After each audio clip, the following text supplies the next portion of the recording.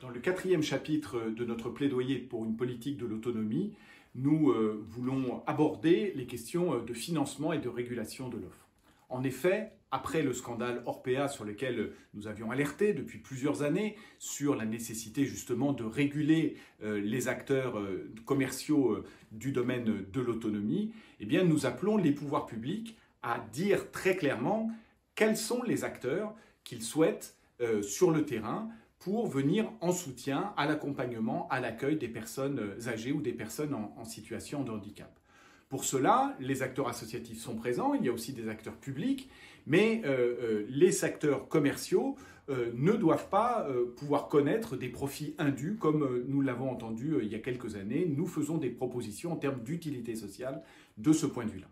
Nous souhaitons aussi, par exemple, que le secteur du domicile soit bien mieux pris en compte et notamment le financement du secteur à domicile pour que les personnes qui agissent pas en établissement mais au domicile des personnes en situation de perte ou en manque d'autonomie, eh bien, puissent être correctement financées dans leur activité professionnelle. Il y a aussi les questions de financement de la prévention. Il n'y a pas que des actes à financer, mais la prévention, l'accompagnement de la personne, ce doit être des sujets qui seront correctement financés. Et enfin, il y a un sujet qui est le fait qu'aujourd'hui, dans les 101 départements de France, il y a 101 politiques de l'autonomie. Il faut qu'il y ait une uniformisation de ce point de vue-là à l'échelle nationale pour quel que soit le territoire, le département dans lequel on habite, le territoire ou le département des aidants qui parfois font les démarches pour le compte des personnes, eh bien on ait une uniformisation notamment pour les aides à l'hébergement dans les établissements. Voilà